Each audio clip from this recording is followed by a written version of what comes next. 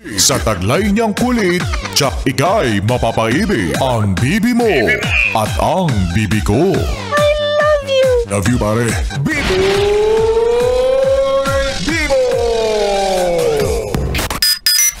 Sabi nila, matatagpuan mo ang tunay na saya sa taong bida-bida.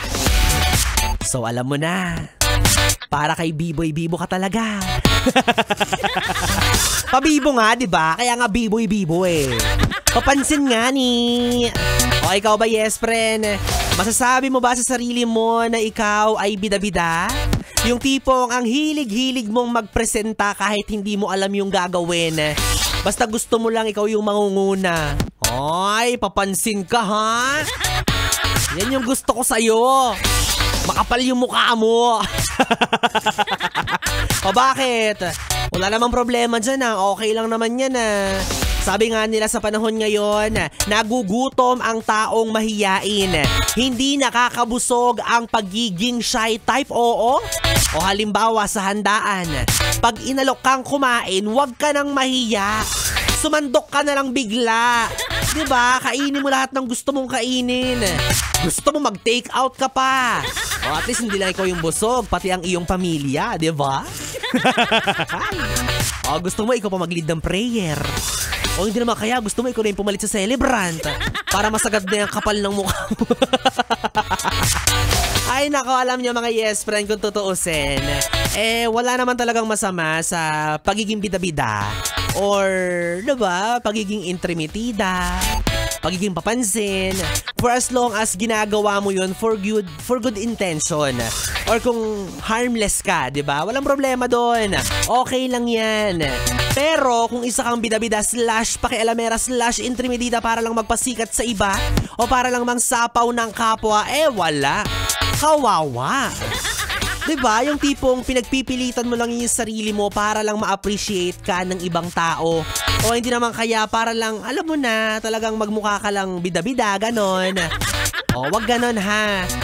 Again, okay lang mag-initiate basta for good intention.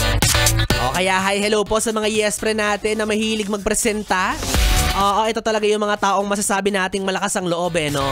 Yung talagang matigas ang mukha. O sabi naman nila magkaiba ang walang ya sa walang hiya. Kaya mas okay na maging walang hiya kesa maging walang ya. Magkaiba yun ha? O, ito yung mga yes friend natin na talagang harap-harapan. Haharapin, susuungin ang kahit anong klase ng bagay. Walang hiya-hiya. Go lang ng go. Pero kadalasan, sila rin yung madalas napapahamak. O kaya nga sinasabi ko sa inyo, again, for the end time, gamitin nyo yung pagkapapampam nyo sa mabuting dahilan. Paano ba yun, Biboy-Bibo? O halimbawa, ikaw, pwede kang magpresenta. Bigyan mo ko ng pera, ganun. O diba, nagpresenta ka pero for good intention. Para sa ikibubuti ng kapwa mo. O hindi naman kaya, wag mo nang hintayin yung kumpanya mo na tanggalin ka. Magkusa ka na. Sabi nga sa kanta ni Jimmy Bondoc, let me be the one. Yan.